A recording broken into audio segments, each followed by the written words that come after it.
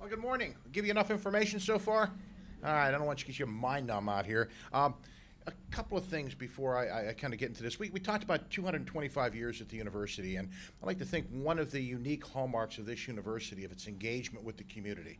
Our chancellor always says the city is our campus, and you notice we really are an urban campus. It's hard to see where the city ends and the university begins here.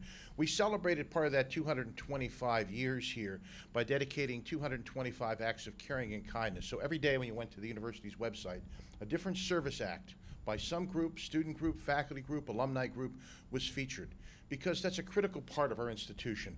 In the last Saviors of Our City survey that was done, the University of Pittsburgh finished tied for #2 overall and the #1 public university in terms of our community impact and engagement. And we like to think that it's our School of Social Work that really helps lead and give heart and value to a lot of that engagement.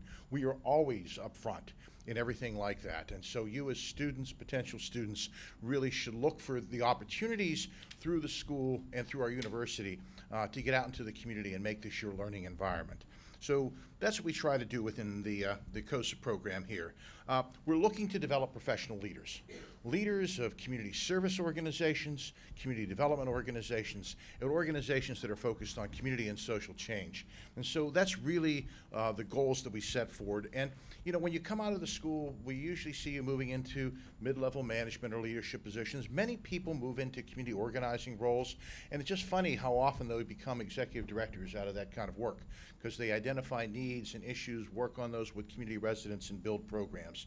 And we try to equip you with the skills and the courses to do that. We're also trying to train you in a number of areas.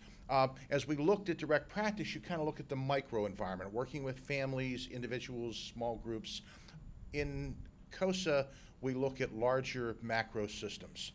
We look particularly at practice with communities and organizations. We also look for working with small groups, because that's important. How many of you have been involved in leadership groups in your campus coming in? Isn't it always a small core group of leaders, the cadre of leadership that maintains and sustains and grows those organizations over time? And so if you don't know how to work with those small groups of leadership, those small teams to get the work done, you're not going to be effective in communities and organizations. The idea is to continually build and grow those small groups, replace those people, because they're the factors that create change in our work. We're also going to spend time with you looking at power, politics, and policy. They're important dimensions. We don't want you to shy away from the fact that power is important. We see it played out every day in the world. We see it played out in organizations.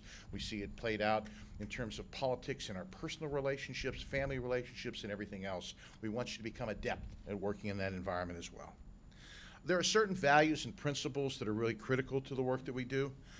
We talked about social and economic justice. That is a hallmark of social work. It's something we really drill in heavily in the KOSA program. We like to talk about inclusion, building inclusive communities, this multicultural diversity. Last year, one of our graduating students who had a disability, a visual disability, helped organize a student organization that's continuing as the Students for Disability Access here on campus. We're really proud of that accomplishment. She was recognized with our Community Practice Award for her work in this area. But our challenge here is to build communities that are a place for everybody, where people aren't excluded. In a society where people aren't excluded, they're inclusive. We believe in participation, that we want to maximize people's involvement. One of the hallmarks of social work is no matter who you engage with, whether it's individuals, families, groups, or individuals, it's a partnership relationship. And that means everybody has to be engaged in that process. So we really believe in that, and we believe in democratic processes of participation. We also believe in empowerment, that our goal is to really help people help themselves, to be able to be stronger and better advocates for the work that they do. We also believe in building on the strengths perspective. You can't build on needs and weaknesses. You can build on assets and strengths, and everybody has those. And we often forget about the gifts and capacities of individuals and what they bring to the table. We believe in working with capital and how we grow that. We look at capacity and capital. We look at human capital. How do we enhance the skills of individuals to be more effective, whether that's their career, whether it's knowledge, whether it's how to run effective meetings. And we believe in social capital. How do we get people to work together? The more opportunities we give people to engage with one another, the more we build the opportunities for them to come with ideas. When de Tocqueville came to America and he looked at what democracy was doing here in America, he noticed one particular thing, and community after community he went into, groups of individuals would come together to look at and address social problems. They did that on their own. Nobody had to ask them to do it. They weren't mandated by government, but that was the unique nature of democracy and community in American life, that it really found a unique feature, and that was part of our democratic processes here in America. We believe in change, and we often teach you to work in that through three important dimensions: campaign, educating; contest, challenging and advocating; and there may be times for conflict. Last year in this room, we had a great session between our students here, students at Connecticut, at University of Connecticut, and at Hunter College in New York, exploring the Occupy movements in the various cities. Students did a wonderful job. Yesterday in this classroom, our group of students, our civil action movement students, had a forum on appetite for advocacy, political empowerment in social work. And there was a state representative here who was a social worker who is now a state senator, a recent graduate who's now a chief of staff for a council member. And we also had piped in from the University of Idaho, the head of Oregon and Idaho's NASW program, who read chapter and verse on the challenges in the Code of Ethics for Social Work on empowerment, social justice, and involvement to change the service delivery systems and the organizations so we can ensure that we're meeting the needs of people and providing people access to services, which is a core value of social work. So all of these are important. The other thing I want to stress, and this is part of our engagement mission here as the school and our engagement mission as part of the university, is this idea of service learning and applied research. The idea here is that we take the work that you're doing, and I distinguish service learning in this from the field experience. That's an important part. It's part of your professionalization, and Mickey's going to talk to you about that. But many of our classes incorporate opportunities for you to take the work that you're doing and actually turn that into projects that are applied in the field. Our grants and proposal class, Keith, I'm not sure how many grants have been written, millions of dollars have been raised from our students working in field agencies, writing proposals for their agencies. So the same thing with the research classes where you actually apply that in the field. So all of these are important, that you take the knowledge and you really make a difference while you're here at students. We just submitted the other day our university's application for the President's Honor Roll for Service. And one of the first statements leading in that is the University of Pittsburgh School of Social Work, through its internship program, represents over 300,000 hours of service to nonprofit organizations in this community. We're proud of that tradition. We're proud of the impact that makes for our university and the community. We're going to look at different theories and models. Systems theory, really important. You're going to get a lot of that in social work. It's one of the reasons why many of you who come into social work, even in direct practice, often move into supervisory, management, and leadership roles, because you understand your organizations as systems, the people you work with in their environment, and you're able to translate and move those skills. They're very transferable skills in understanding how organizations work. We're going to ground you in power theory and how that works, organizational theories, network theories, and social learning theories. And particularly for those in community organizing, we're going to look at social planning, social action, locality development. We also spend some time on transformative and participatory theories that undergird feminist work, that underscore different kinds of community learning theory as well. So a couple of things to take a look at here practically in our track. Two tracks: community organization and social administration. It makes sense, COSA.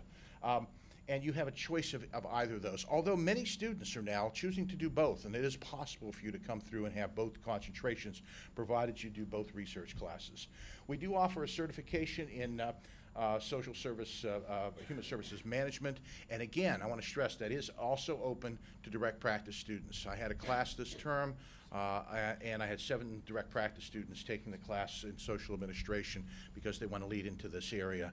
We also are developing a program in community development specialization with our partners over in Gispia. I just got done talking with Senator Blake yesterday, who was in here to talk about it because he was one of the directors in our state of the Department of Community Development here. We also want to stress that for those of you that may be interested in gerontology and the child welfare areas as well, we are now providing opportunities for COSA students. We're just pioneering those to kind of allow you to work in those areas as well.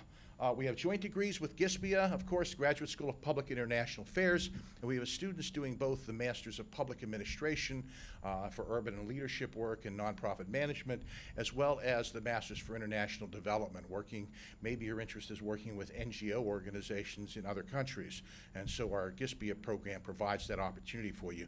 We encourage those joint degrees. They really provide a lot of strength and marketability for you. Degrees also with the School of Public Health, with law, and also with divinity. Many of these are COSA joint degrees. Again, you have your MSW Foundations work. Your core here in COSA, there's a second level. We have a human behavior in the urban environment class because we're here in an urban environment. It's a fun class. We read everything from Jane Jacobs things about why sidewalks are important in our lives and how do you build good communities. This year we did a tour of neighborhoods. We do an urban hike each term and get you out to explore park space. We looked at Chatham Village this year as one of the truly great planned communities in the United States. If you're visiting from Pittsburgh up in Mount Washington, you can take a look at Chatham Village while you're here.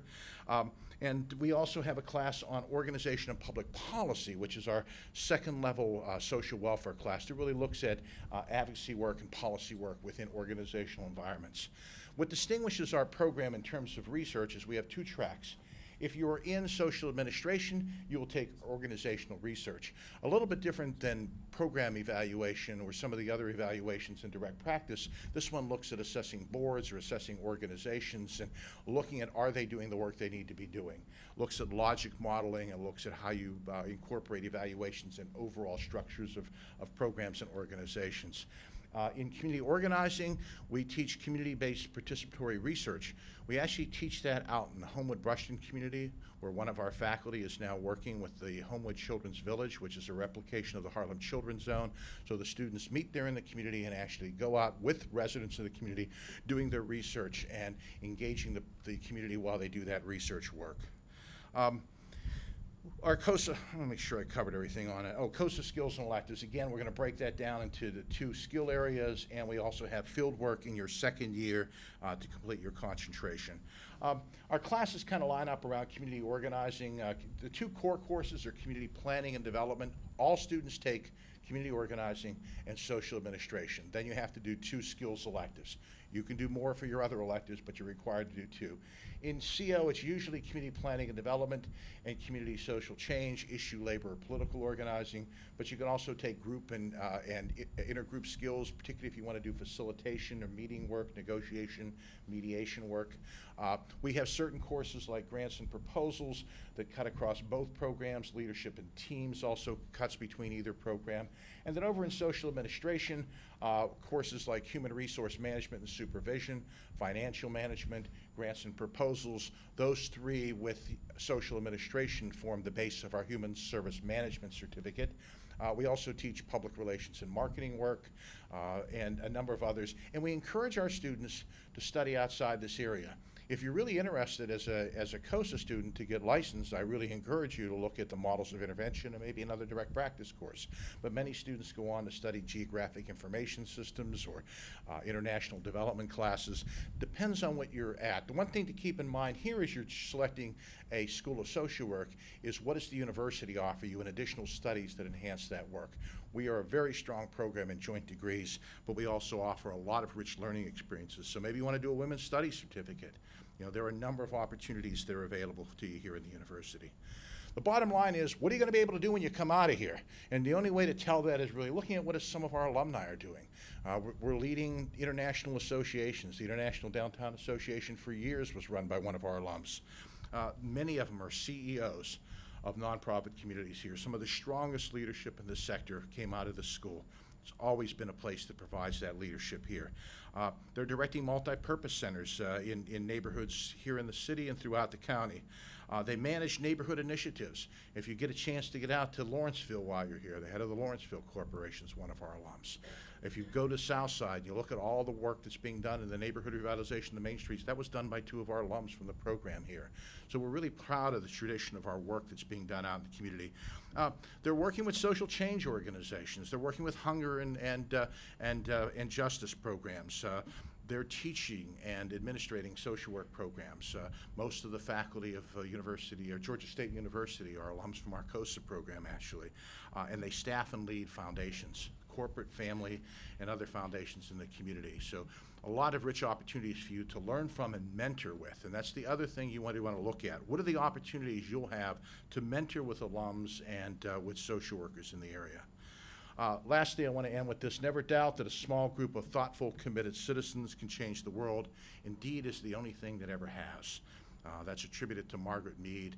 I think it's important for you to look at that community and small group work as it leads up to the larger work that we do. And that's what we try to bring to you in terms of the COSA program.